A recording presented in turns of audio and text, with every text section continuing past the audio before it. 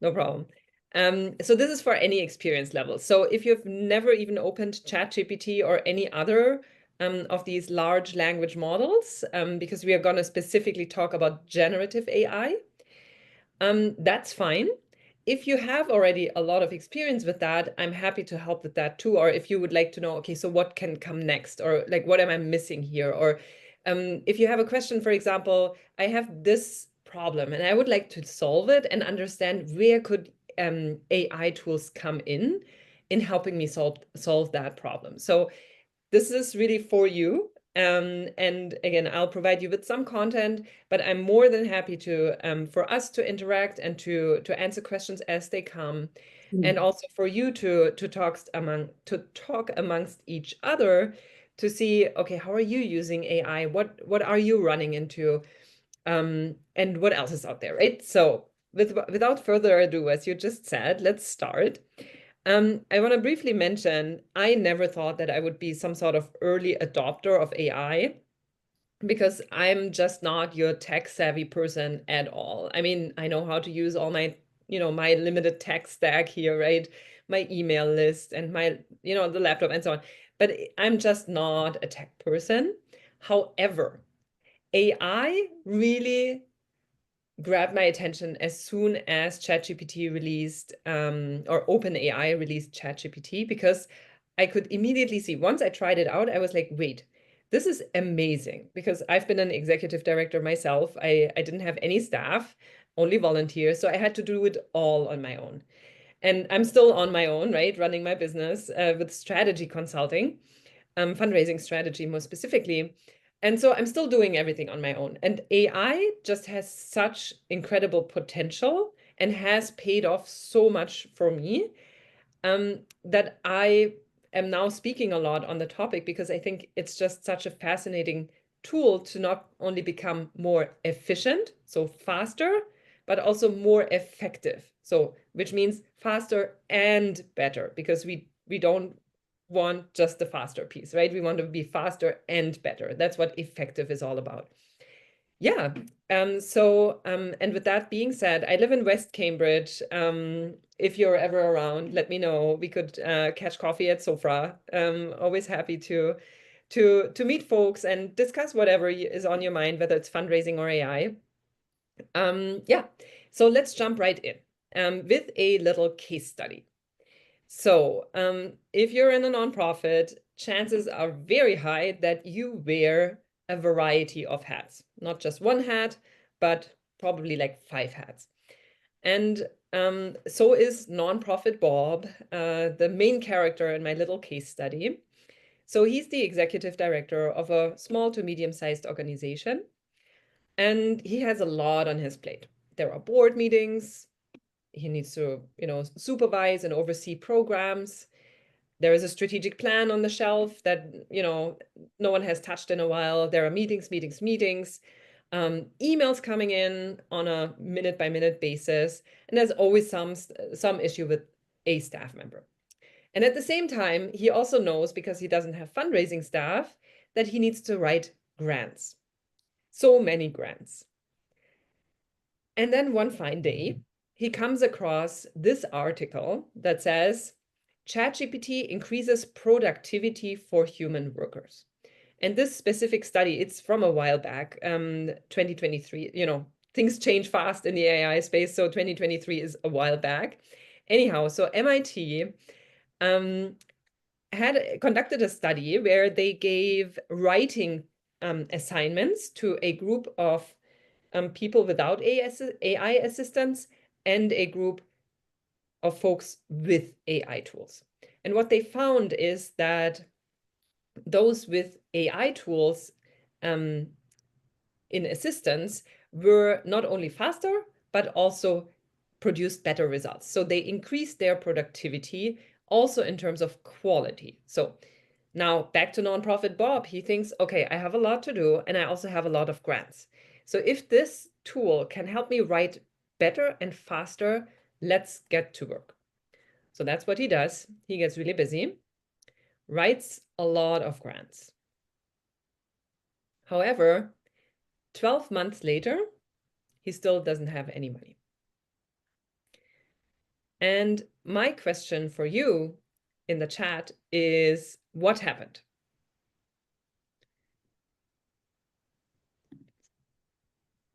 And there is no one right answer because it's a case study that I made up, right? Okay, he's burning the candle at both ends. So he's now working even harder without necessarily producing better results. He got beaten out by people who had better writing. Fundraising doesn't happen. What do you mean with that, Maya? No capacity or infrastructure for follow-up. Yeah, totally possible, right? No relationship building.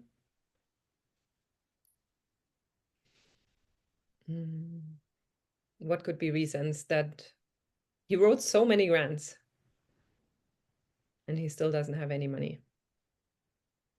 Too many other priorities, missed deadlines, right? Yeah. Ah, okay, that's what you mean, Maya. So he had too many things on his plate, so he actually missed the deadlines. That's totally possible. Okay. Well, so again, there is no right answer here, but the thing that I want to point out here with this little story is that AI tools, whichever tool it is not going to replace humans, and our human assessment of what needs to be done and how.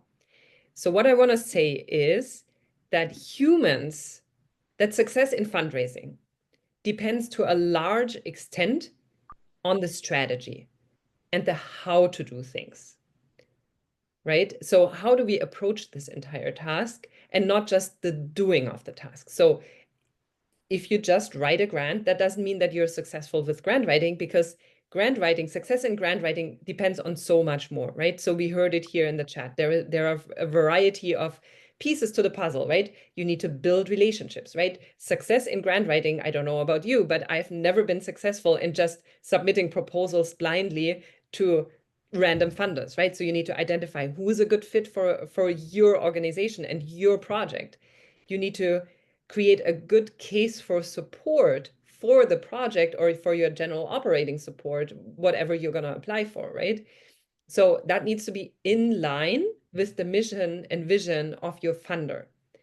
You need to build that relationship. I mean, at least on my end, if I build a relationship with the funder, have a conversation with them, understand what they're really looking for, what trustees might want to see, well, I'm way more successful. Actually, I know that in my experience from just sending out a grant proposal blindly is approximately a 20% chance up to an 85% chance of success if I talk to the funder beforehand, because I know exactly what my chances are. Is it even worthwhile to submit a proposal? I also know exactly what they're looking for. And they have told me, well, you have pretty good chances, or yes, that's totally spot on with our funding priorities. And maybe they even gave me some pointers about how and who is specifically evaluating that proposal. So now I can be very strategic and position myself for success. But that is not what AI can do. Of course, I can use an AI tool to give me advice on how to approach a grant process. But unless I ask this question, and me as the human realizes, wait, grant writing is not just about submitting a proposal. AI is not going to save me from that. So it will still need humans to distinguish between what needs to be done and not just blindly do things. So success in fundraising depends on strategy, not only on execution. Execution, writing the grant, that's what AI can do for us. And that's what we're going to specifically look into today, how AI can help us with specifically the execution piece. And we can also talk about the strategy piece. Again, that totally depends on you. But what I prepared for today is specifically how to produce writing, because in my mind, grant writing is really the biggest opportunity in fundraising where you can have huge efficiency gains with very little effort. Okay, well, so now we are all on the same page. What are we going to do today? We are talking about execution. That's where AI can come in. I'm going to run you through, a few more use cases and which AI tools to use for that. And then we're going to discuss risks. I want to hear from you. What are your biggest concerns? And then, of course, provide some advice on how to mitigate those risks. And then finally, I'll walk you through an example of how I approach grant writing specifically. And you can apply that to any sort of writing, right? So you can think of annual appeals, you can think of social media posts. It's just that I'm focusing specifically on the writing aspect. But again, we can talk about anything you would like. And then we'll break out into breakout rooms where you can chat with each other, exchange on what you learned, where you might still have questions. We'll come back, discuss your questions, and then send you off to your Thursday afternoon.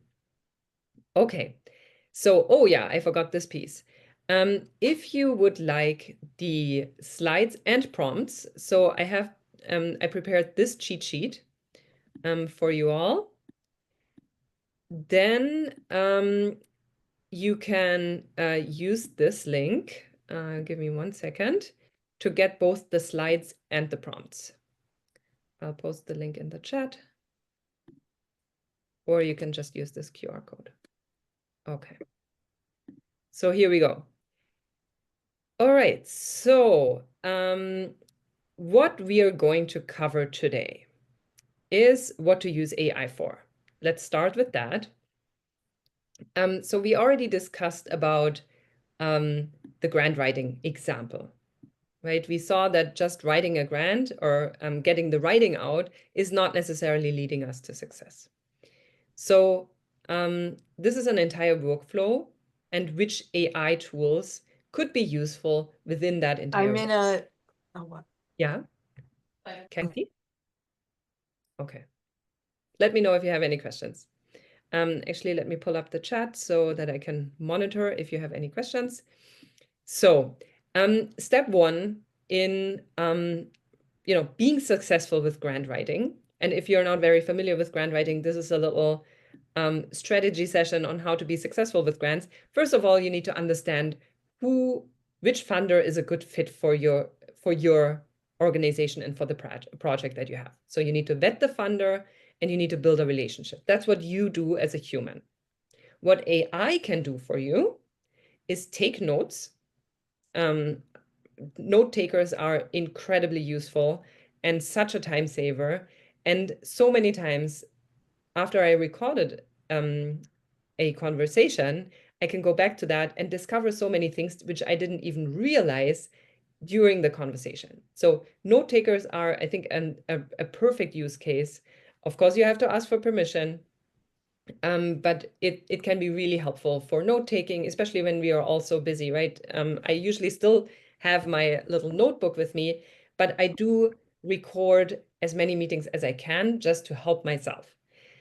And based on that, you can also draft outreach emails. Or if you're, if you feel like, I'm not quite sure how to word this, or I want to reach out to that funder and ask a specific question, but I don't know how to frame it, you can give that to ChatGPT, Claude, Gemini, whichever tool you want to use, to help you with that, with that phrasing. Especially for me as a non-native speaker, that has been super helpful. To make sure that I hit the right tone of voice. And not only that, but also oftentimes with, okay, so how can I frame this so that doesn't sound weird, or that it's a question that I actually get a good response to. So which note takers can you use? You can use Fireflies, Phantom. There are so many out there. Even Zoom has different apps that you can just integrate, and that's pretty easy to do. Whenever you're unsure how to do something, just Google it, obviously, or you can ask me. It's pretty simple and straightforward. I'm actually always surprised how simple most of these tools are. Okay, so now we've vetted the funder. So what would be the next step? Now we need to potentially do some research, right? Sometimes we have to do that. Sometimes we don't have to do that. If we are working in a very specific niche in the nonprofit field and where it's helpful to provide data, for example, on, let's say, homelessness. So what is, what does homelessness in Cambridge look like? How does it compare to, let's say, nationwide? What are best approaches in addressing homelessness? And you want to back up your approach with some research. So if you want to do that, there are some tools which can help with that, specifically elicit and perplexity. So perplexity is pretty simple. It's basically a bit like Google on steroids. Let's say we can briefly try it out. So what are the homelessness rates in Cambridge? I didn't specify Cambridge, Massachusetts. But so what I like about Perplexity is that it gives you these links, right? So you can always verify the source. If you trust the source, let's go here. Is this a trustworthy source? Do I trust this? Community conversation process, oh, this is a consulting firm. Well, so you can just verify, do I trust the source or not? So I like it because it gives you quick answers. Elicit, however, is actually finding the right research papers, so actual academic research, and gives you an overview of what papers might be relevant for you. Why this over Google search? Google also has an AI summary item. Yes, I agree, Rachel. You don't necessarily have to use Perplexity. I do find Perplexity, yeah, there's not a big advantage. I think what I saw is that Perplexity now also has a deep search or deep research tool, and it can give you you can have a whole conversation, right? So let's say, how does it compare to the US, right? So you can then ask follow-up questions, which you cannot do in Google. So it's a whole conversation now. It's just a slight advantage. Okay, so it just writes a little article for you. So that's how you can use this one. Okay, so you do your research, you can do academic research, you can just use Google, Perplexity, whichever tool you would like. And there is also a new tool called ChatGPT Deep Research or Gemini Deep Research, which does almost like an academic level deep dive and really write very long reports. If you saw this Perplexity response, that is not extremely long.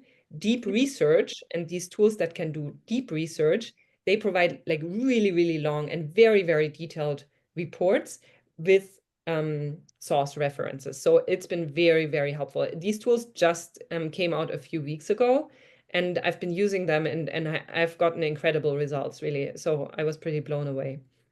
So you can use AI for research. So what's the next step? So now you identified your funder, you built a relationship.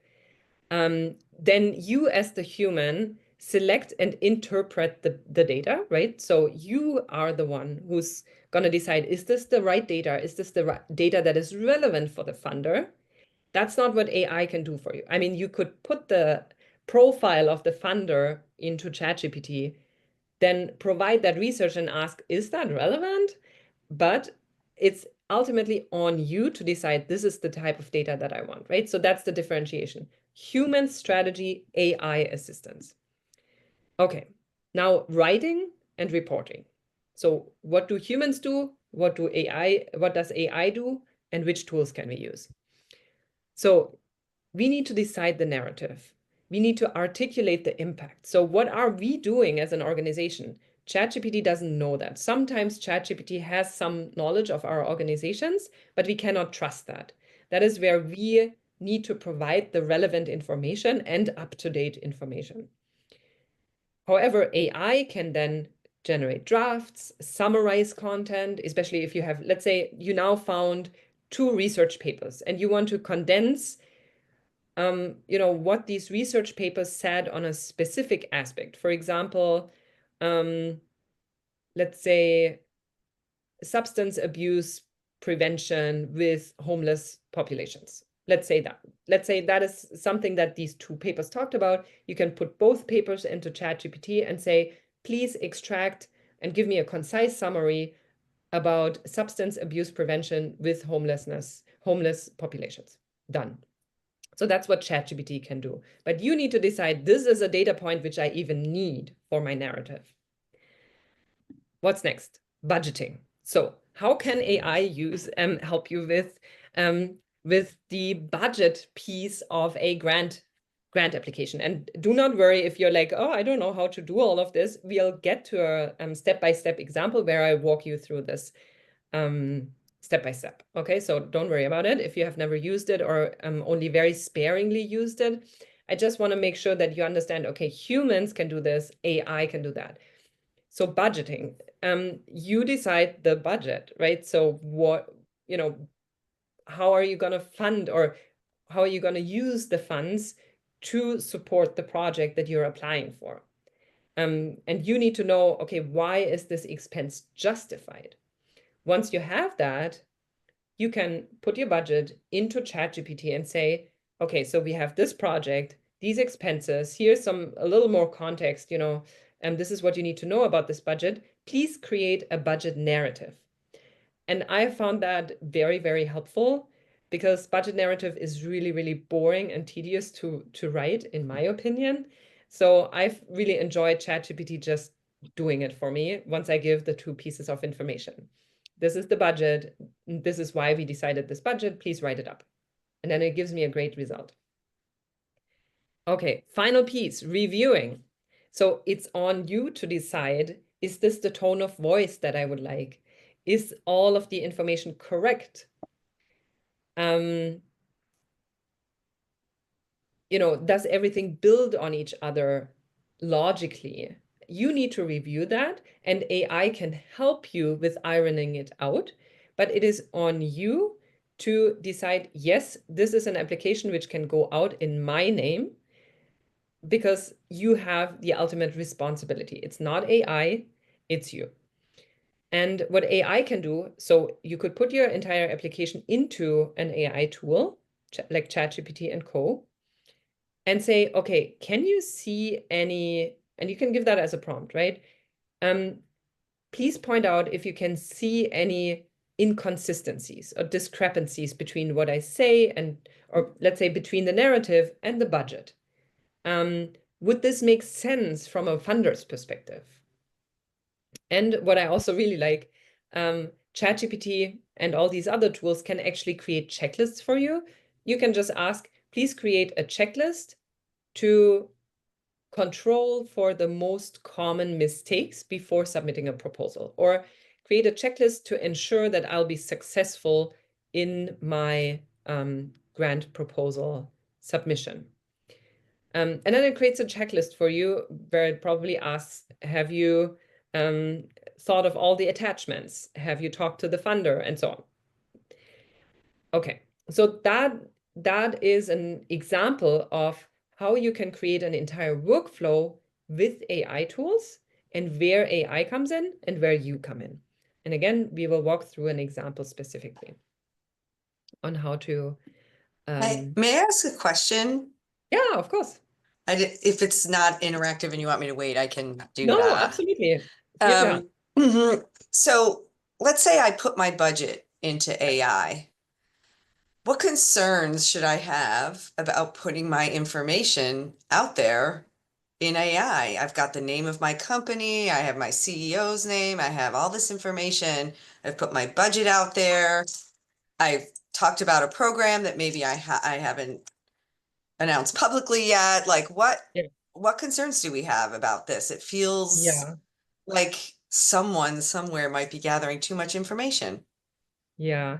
How about we wait with that answering question? that later? Of course, a really great question, which we want to address, but we're going to talk about risks specifically in the next section. Oh yeah, okay. All right. So yeah, but let me write that down exactly. So budget, CEO, so let's say names, and then if your program hasn't been released yet. Okay, well, so let's continue for now, but I have that here. Kathy asked this question. I'll come back to it. Thank you. Okay, so takeaway from this workflow is AI is not going to replace humans. We as humans still have the ultimate, I'm missing a word with the I'm missing the word and it's driving me crazy. So we as humans have the ultimate last say in what is going to be put out there. And humans cannot, so AI cannot replace the word with our intentionality, deep knowledge. I'll I'll find the word later. Yeah. Implicit So AI knowledge. cannot replace us and our strategic thinking. But humans using AI, and I'm sure you have heard that phrase before, right? Humans using AI are going to replace humans not using AI, just because we are going to be so much more efficient in doing the things. So something that I'm thinking about really specifically is the systemic effect of more organizations using AI to create proposals. So obviously you go, discernment, Marisol, you're amazing. Thank you so much. Discernment. So that's what we as humans are best situated to do, discernment, yeah? Anyway, so let's think about that. So lots of organizations are using AI to create proposals. So what is that going to mean for the funders? What that is going to mean is that funders are going to receive an increased number of proposals. And that also means that they now are faced with huge loads of proposals, which humans cannot process anymore. I mean, that is gonna happen sooner or later. Maybe it's not happening yet, but there will be a point where there are so many proposals that it's just not possible to process them anymore. So now what funders are gonna do is using AI to analyze all of these proposals. And then that is a very interesting effect, because then again, human created proposals might not be as competitive anymore, because if you use AI to submit a proposal to a grant maker who uses AI to assess your proposal, is just going to be way more competitive, because you can control for that. Because you have asked that question from an AI perspective, where does my narrative really not make sense as much? And AI can help with that reasoning, right? So that is just something to think about, that sooner or later, just with, washing machines, I always think of washing machines. Nobody is washing their clothes by hand anymore, just because it's easier to do it and just putting it in the washing machine and getting it done, because the difference in the outcome is actually noticeable, right? And it's just way more tedious. I mean, you want clean clothes, right, at the end of the day, but why not use a washing machine if you can? So I think these tools are really the washing machines for especially grant writing, any sort of narrative that we need to create in our book. And whether that is an annual appeal, I mean, why create? I mean, there is no advantage over a human created or entirely created annual appeal over an AI assisted annual appeal. All right, so that's that. Just something to keep in mind, that competition is gonna increase. Okay, Laurie says because. Okay, cool. See you, Laurie. There will be a recording, so you can catch up on that.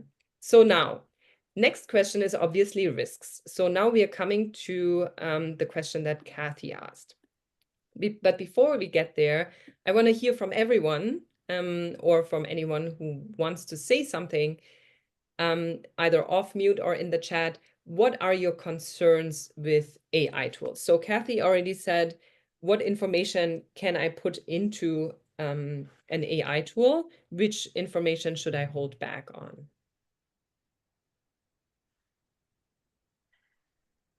Anyone else? Any other concerns that you have in using AI tools? I'll throw out another one. Yeah. What are the, sort of the ethics of using a AI to write a grant? Do you tell the funder this was generated with AI tools, or do you tell the donor to whom you're sending an appeal that you used AI? I've heard people saying that you should declare it. Yeah, Marisol says, thank you. I noted that. So when and how do we declare if we used AI? So Marisol says climate implications. It takes a ton of water to cool the machines. I consider myself relatively environmentally conscious, so it's a bit of a moral implication. I 100% agree, and I am very conscious of that. And I do think that in the future, we will have to pay way more money to use these tools, or I hope so, because it almost feels, yeah, abusive to use AI tools to the extent that we can use it. Really, I mean, I can use ChatGPT all day long, and it does take a ton of resources. And I'm really my $25 a month, or you can use it for free as well. It's just not. I mean, I think it's almost, yeah. It has an ethical perspective to it in that sense too. Yeah, thank you. Sabrina, sometimes I found ChatGPT manipulates or gives erroneous information. Do you have any suggestions how to validate the info? Yes, Sabrina, we are gonna get to that. Validating the info, validate. Everyone's voice, writing, beginning to all sound the same. How do we stand out? Yes, I get that question a lot. Validate info, voice, concerns about voice, all sounding the same. Erroneous information. The amusing technical term for this is hallucinating. Yeah. Okay, awesome. Yeah. Okay, well, we have a few questions, so let's start there. So my quick answer is adopt an AI use policy. So that's the global answer, and we will get to the specific questions. So if you got and I can post that in the chat again. Well, no, I think the link should still be in the chat. Here in this cheat sheet, I put a link to a sample AI use policy, which I have found really, really helpful. So if you want that, you can download it here and then adjust it and adapt it to your own organization. I have pulled it up here so that we can briefly look into it, what that might look like, right? So what are some of the risks that we need to control for? So in this AI use policy, they are talking about a few different aspects that need to be regulated. So let's walk through them really quickly so that we have an overview of what do we need to be mindful of, right? So to just create the foundation for your questions. So first of all, when you use AI systems, you need to exercise due diligence and critical thinking, right? That's what we already discussed. AI is not going to make the final decision. It's your discernment to decide this is what I want to submit in my name. And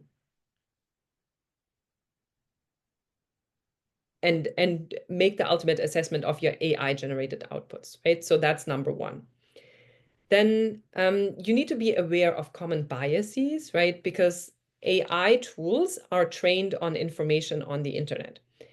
Since we live in a racist world, the information that is in an AI tool is also biased by the same biases that many of us hold, right? So we need to be very aware of that and control for these biases too. So again, going back to what was said up here, apply critical thinking. Then, of course, we need to verify, is this all accurate? Is it true? Here we are coming to the question of hallucinations. So, yeah, I mean, what can I say? So to briefly answer the question that Kathy asked, and also Sabrina, so you need to check your sources, right? That's we briefly looked into perplexity earlier today. And so there are two aspects to it. So now this AI tool spat something out for me. Now I have to think, is this even making sense? So that's number one. I need to, make sure that this makes sense in the first place. Second, okay, now I have a reference. So now the reference can also be wrong or just not the right context. Am I trusting this source, Econofact? I do not know what Econofact is. I would have to check on that. Maybe it's not my preferred source. I mean, it looks good, but I would have to, it's my responsibility to assess, is this high quality information? It doesn't sound like public information to me. If I want information on US populations, I might look more for public information rather than a private website. Oh no, it's a nonprofit organization, so maybe that increases my trust at least a little more. But still, you have to check your sources. You can't, if AI makes something up and does not give references, Claude, this AI tool Claude, many haven't used it, but actually I like it more than ChatGPT. It looks like this, just like ChatGPT. Claude does not give references. ChatGPT now does give references, just like Perplexity. When you have the reference, you check the reference. Again, it's your responsibility to make sure that the information you put in there is accurate. So you need to follow the source or identify the source. If you cannot identify the source, I would not put it in there. Okay, so back to the policy. So this is about accuracy and appropriateness. Data policy. This goes now to come to your question, Kathy, about data and which data can I and should I put into, or not should, but could I put into an AI tool? So sensitive and personal data needs to be anonymized, encrypted, or otherwise protected when used with AI tools. So what does that mean? So that can mean a variety of things. Let's say what I really like to use AI tools for is analyzing, let's say, interview data,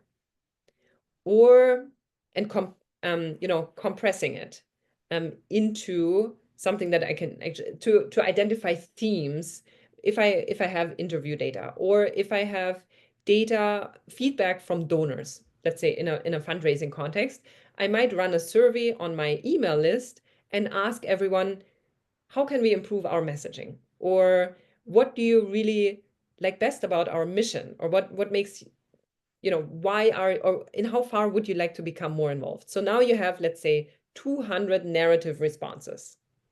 You can anonymize those, put them into a GPT and ask, okay, what are themes we can cover here?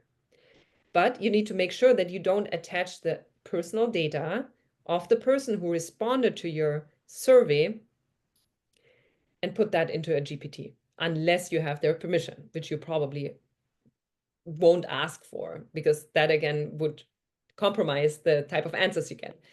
So if you add data into a tool, it needs to be anonymized.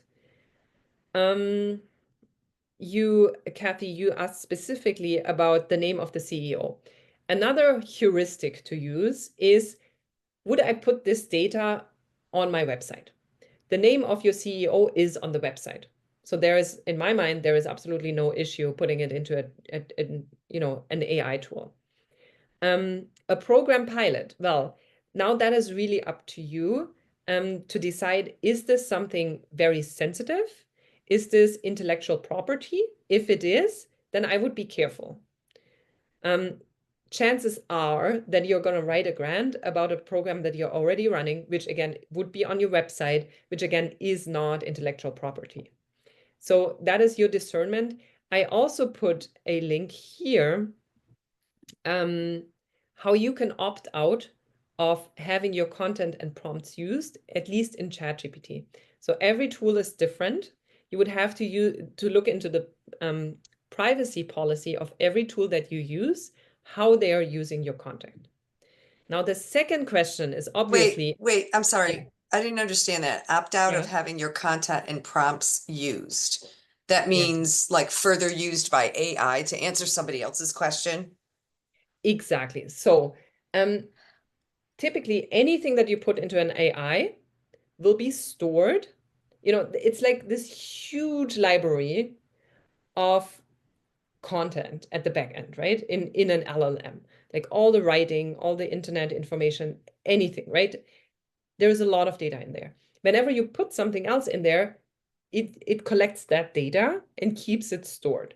That doesn't necessarily mean that the next time someone searches information about your organization, that AI is going to give that specific thing back, right? Because it's this huge knowledge base, right? And it's AI is just going to pick out, or your LLM, your large language model, your tool is just going to put out what is relevant. If that is not relevant, or by the algorithm not identified as relevant in that use case or in that question, it's not gonna give it out to someone else, right? It's just hit or miss. So, but you need to be mindful, right? So now I opted out of having OpenAI use whatever I put into ChatGPT. Now the second question I need to ask is, do I trust OpenAI? I don't trust OpenAI specifically, but yeah, I mean, it can't hurt, right? So that's what I was thinking. But that doesn't mean that I'm now putting sensitive data in there. I'm still being careful. I just opted out just in case. So yeah, can I play Mhm. that out on the question I Yeah. asked you? Because you had, as one of your samples, you put in the budget and sort of some information about it, and then ask for the budget narrative back. So now, given what you've said, I'm imagining myself putting that in there, but not using the name of my organization, for example, Yeah. because I wouldn't put my budget on my website, right? So, Yeah. but maybe I could be more mindful about not using the name of my organization when I put it in there. Exactly. And, you know, if you put a budget in there, it might be, yeah. So just use discernment, right? That is Okay. all I can say. Okay. What would you Can I want to say share with the world? Can I make a comment here? Yeah. So my understanding about the generative AI, where it is now, is that all it's really doing is using predictive language. So I saw these words, they're always followed by these words. So it doesn't yet generally have the ability to think.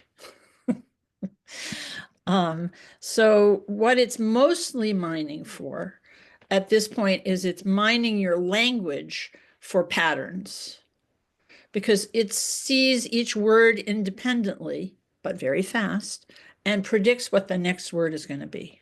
That's how it works. Exactly. Yeah, you explained that very well. Thank you. Okay.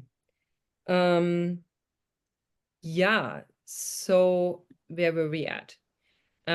So I hope that was helpful. So name of CEO, program pilot, budget.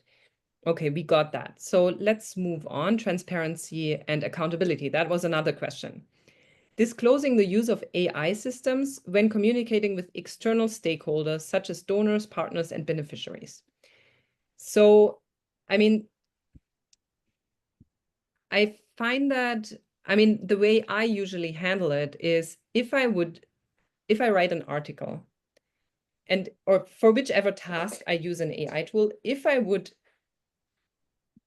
disclose who wrote this, I will have to disclose that an AI tool helped with that. So think of AI as an assistant, let's say your intern. If you would name your intern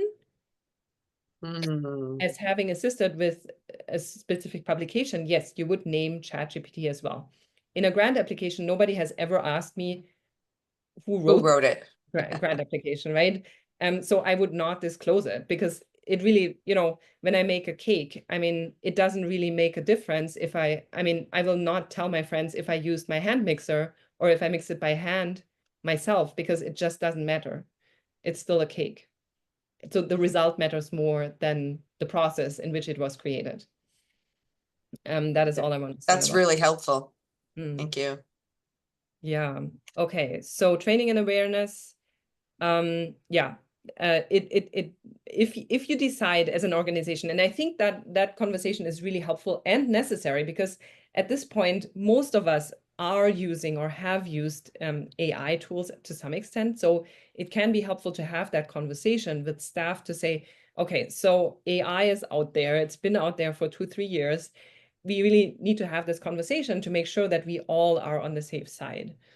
And then seeing, okay, do we need any training here, or would it be helpful to bring someone in and, educate us on whichever aspect it is, right? Is it tech tool selection? Is it having a lawyer look over our policy? Is it developing a policy in the first place, right? So there are a variety of ways in which you could do this. So Marisol says, I typically don't disclose because most of the words and ideas are my own.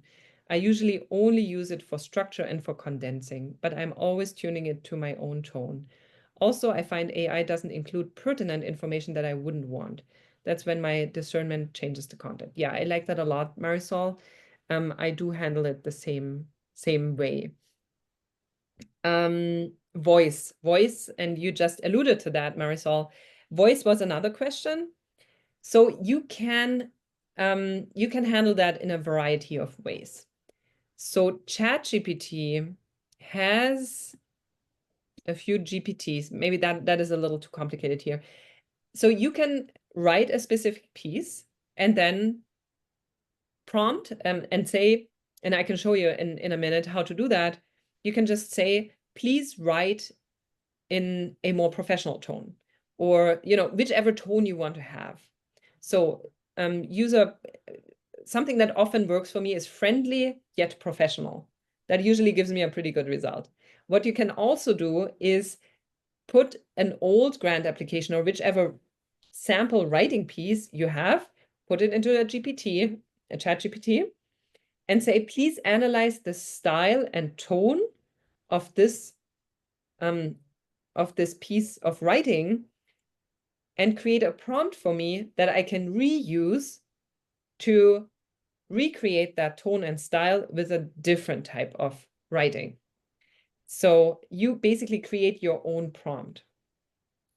I can show you how to do this, but friendly and professional usually works for me. But you can also say casual and friendly, or the way I would talk to my friend, or please write this email the way I would write an email to my boss. So you can play around with styles and then go with whatever works for you. But if you want to have it specific to your organization, you would have to train it, so to say. That sounds so complicated, but really what it is analyze a past piece of writing and say, okay, now write this other piece of information in the same tone and voice. So training and awareness, intentional misuse. I mean, we all do not want that. Obviously, it needs to be part of a policy. Exactly. Yeah, that's it. You can look through it. Yeah, exactly. Collaborators. So let's say you hire me as your fundraising strategy consultant. If you have a policy, I mean, we would have to talk about how do you use AI? What would you like me to do and not to do, right? So that also extends to other collaborators. Let's say if you have a social media person that helps you with your social media management, right? Talk about it. Okay, so there are a few more things here, but I think we covered all the questions that you had, at least. Okay. So are you suggesting that organizations should have an AI policy? I mean, why not is the other question I would ask. Because again, everyone has used AI to some extent, and now you want to make sure that, what you said, you don't want intellectual property to just float around there. And I really like that, Kathy, right? What are the chances of that intellectual property coming back in a different conversation with a person who is maybe not eligible to receive that information. So as Kathy said, it's an algorithm. So the algorithm decides, okay, this comes up very often and predicts that that seems to be what people want to hear. Since only you put it in there, it might be in there, but is it going to come up? It's very unlikely. But still, you do not want that. Okay, so let's move on because we still want to go into our breakout rooms. And also, I wanted to quickly walk you through my example, right? So that's where we are at in the session today. So how to make it work. So this is just for all of you who might not have used it a lot. So these are the 4 basic steps you need to consider. First of all, you need to give instructions. What sort of role do you want AI to take on? You need to provide the background information that you wanted to use, because otherwise it will just go into its database and look for information that it finds relevant. Step 3, you need to tell the tool what to do and what sort of output you want to have, how that output is going to look like, or what you want the output to look like. Is it a 10-page document, a 1-page document? Is it an email? Is it a spreadsheet? What you need to tell the tool what you want it to do. And then you need to probe and review it. Okay, so let me walk you through an example. That is always fun.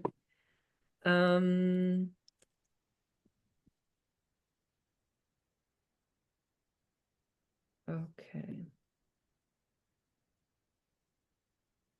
So we are staying with grant writing just because it is one of those very popular use cases. We also need to be careful about identities of special, I'm just reading out the chat. We also need to be careful about identities of specific groups that may be targeted, especially with sensitive marginalized folks, those who are a part of the LGBTQ and immigrant communities. Yes, exactly. Exactly. So that's why we need a privacy policy. Okay, so again, to your cheat sheet. So I laid out here exactly the use case that I'm going to demonstrate. Right here are our 4 steps. First of all, give the instructions. Second, provide background information. Third, tell the tool what to do. And then 4th, probe and review. So I want ChatGPT to help me with writing a grant application. So I'm saying, you're a master grant writer in the nonprofit sector, and I would like you to help me with writing a grant application. So I'll give you some information on the grant maker, and then I will provide some information about my organization. Do you understand? Okay, so now we are going to step 2, where we provide all the required background information, because we do not want to assume that ChatGPT or whichever tool we use knows all the information, right? So so let's copy paste this one. These are the grant application guidelines for the Dreyfus Foundation. Please make sure that you read them and remember them in detail for our conversation. So I want to briefly show you the guidelines so that you know what ChatGPT is looking at now. So these are the guidelines. I provided the link. You can also upload a PDF. That is either or you can just copy paste it, honestly. It doesn't matter. So I provided the link. So these are the grant application guidelines. Okay. Oh.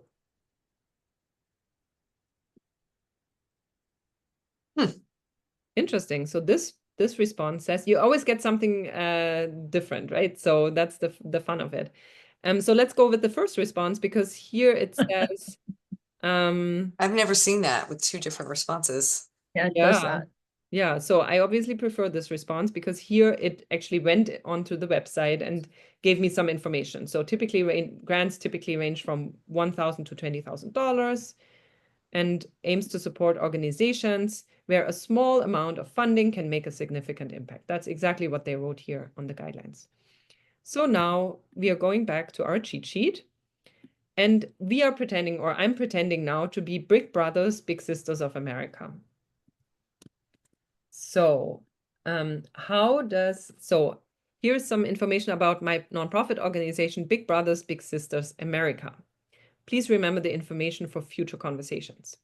So now what I did is I created a boilerplate language template, so to say, for Big Brothers, Big Sisters America. I took all of this information from their website. So again, there's nothing confidential. That's all publicly available information. So now I cannot share Google Documents. So I'll download it as a PDF and then upload the PDF. I said, going back. So I said, here's the information about my organization. I attach a file, upload from my computer. Here we go. Oh God. Sorry, this window is in the, here we go. So uploaded this, okay. So now ChatGPT is reading the documents.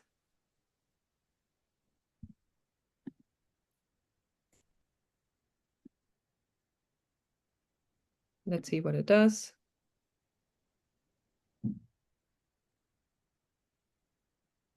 Aha. So now these tools get better by the day, basically. So now it's asking me for clarification based on the guidelines that it read, right? So funding purpose. Did I specify anything? Aha, exactly. Here I say, so I would like to apply for a $20,000 grant to support the Amachi program. Amachi program is a program of Big Brothers, Big Sisters, as far as I found on their website. Okay, so please create a summary of how potential funding would be utilized based on the information I provided above. We would love to apply for the for a 20K grant to support the Amachi program.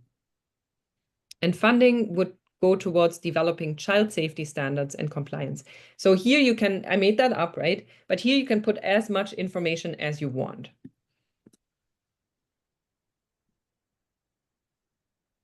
Okay, so now it's writing a strong summary that aligns with the Max and Victoria Dreyfus Foundation expectations.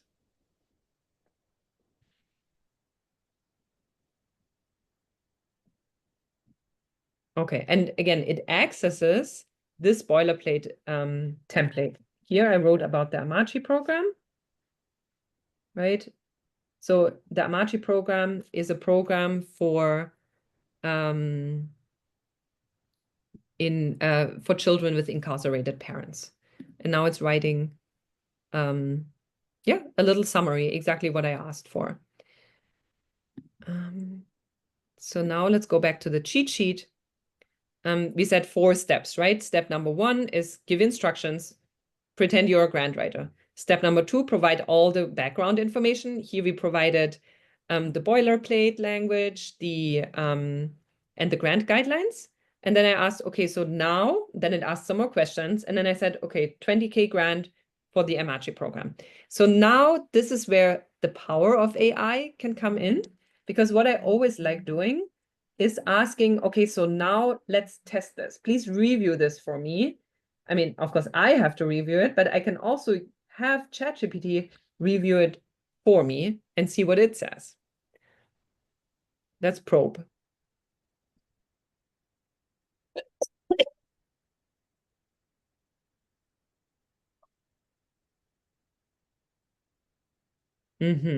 Okay, so that's a good point. Many foundations do that, right? They prioritize direct services over capacity building. And it even offers a solution. That's awesome. I mean, I could have also asked for a solution. Then the second issue is the foundation prefers to fund initiatives where a small amount makes significant impact. Okay. So you see, this can be pretty powerful. And then as we said earlier, you can now add any more information that you would want, create a budget narrative based on this budget. Or please rewrite this in a conversational tone. Rewrite the summary in a conversational tone. So you can play around with tones. Anyhow, so I guess you get the idea, I hope. Is there a link to that cheat sheet in the slides? So it will be sent to you if you click this link that I provided earlier. Oh yeah, okay. So that's where it is. Okay. Exactly. Yeah. So what else? I mean, I guess that's what I had from my end. And so we have 20 minutes. Exactly. Here's this link. So now I would love to hear from you. I mean, we can do that in breakout rooms or since we are a pretty small group, I guess, we could also do that just right here, right now. I think that might actually work better because we are really not that many folks.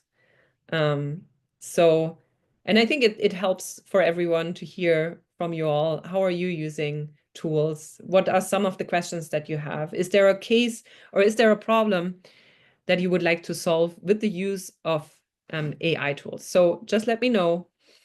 Yeah. Any questions?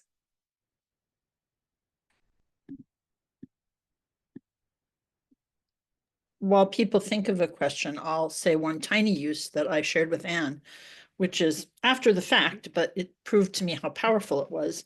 I had a grant that had to be 250 words or less for a whole bunch of questions, and I asked it to take my first draft and drop it to 250 words, and I found that very instructive and useful. Yeah. I didn't have my full toe in the water yet. I don't, but that was really convinced me, oh, wow. I have a question. Yeah. Can you hear me? Yes. Hi, sorry, I'm driving, so I'm not on, No problem. not gonna be on camera. But how are you feeling about legal language? So if I haven't used AI yet to maybe update legal language in a contract or that kind of work. How are you feeling about that? Is that a special AI platform? I don't know if you've experienced and sort of how confident you feel in legal language. Yeah, I mean, I'm not a lawyer, so yeah, I can't even make that judgment call, right? Whether that's good enough or not. So I really cannot answer this question. What I would say is, I mean, if you want to save yourself lawyer fees, I would create a first draft and then have a lawyer look over it and say, well, this works or this doesn't work. Because at the end of the day, it needs to hold up in court because otherwise you don't even need a legal document. So, and that's really what a lawyer can tell you. But you can create drafts, Sure. right? Okay. Thank you. You're welcome.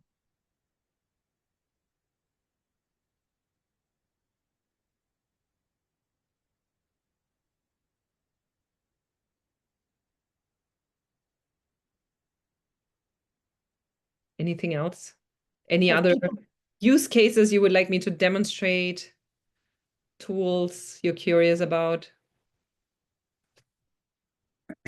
Marisol says she hasn't used AI to this degree. Oops, I'm having trouble with this.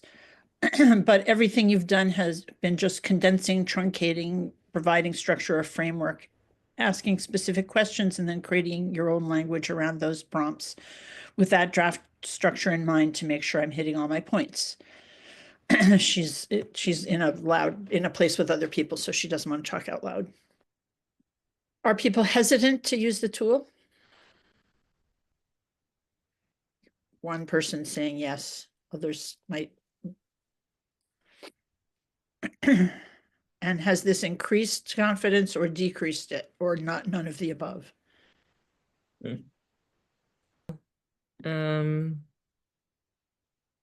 feels invasive, like there is a harvesting of personal information. Yeah, I get that.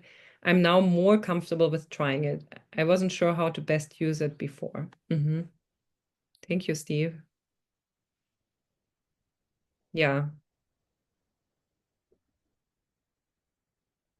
I mean, the good thing about these tools is you really can't break anything, minus the climate impact, as Marisol pointed out. You just try it out. If it doesn't work, it doesn't work. That's the worst that can happen, plus minus impact, plus climate impact. I mean, I have a little wrap-up slide. Yeah, let's see that. Yeah, do you want me to wrap up? And then I think so. It doesn't seem people are either being shy about asking, or you've been so thorough that everyone's questions are answered. okay, whichever one it is. I hope it was helpful. Okay. So just a little view in the rear mirror. So what did we learn? Can you make it larger, please, Anne? It's so tiny, it's hard to see it. Okay. I think it's your window that got tiny for some reason. Your whole window is only taking up like a quarter of the screen. It's not no, that's not helping. It's your window got smaller. If you can enlarge your window on your desktop. Okay. Is that better? It's better. Okay.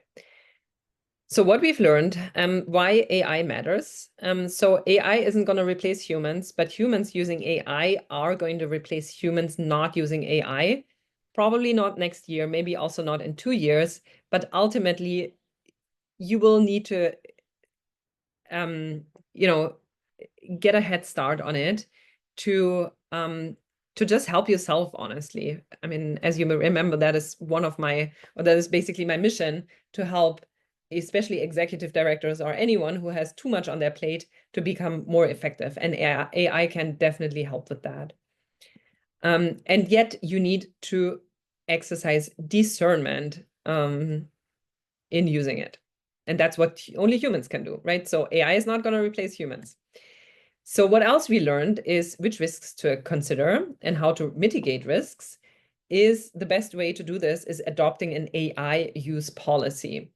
In adopting a use policy, you will also have this discussion, right? How are we using AI? Where could it, be biased? What do we need to be aware of? So adopting a policy is not necessarily only for the sake of adopting a policy, which is not a bad thing in the first place, but it can also help to just have that discussion as an organization, right? And especially also with the board. It gives something really great for the board to do if, maybe you have a more passive board. So that's a great way to create a task force, a small work group around this topic, and then have that discussion with your staff. And then finally, best use cases. Oops, what did I want to say about best use cases? Just get started, really. As we said, minus the climate impact, there's really nothing you can break. You just try it out and you will get better at it as soon as you work with it more. Okay, so as I mentioned, thank you, and feel free to reach out. My email address, as Kathy said, is going to be sent out. And again, if you have any questions, feel free to reach out. I'm always happy to help. That's it from my end. Thank you so much, Anne. I learned a lot.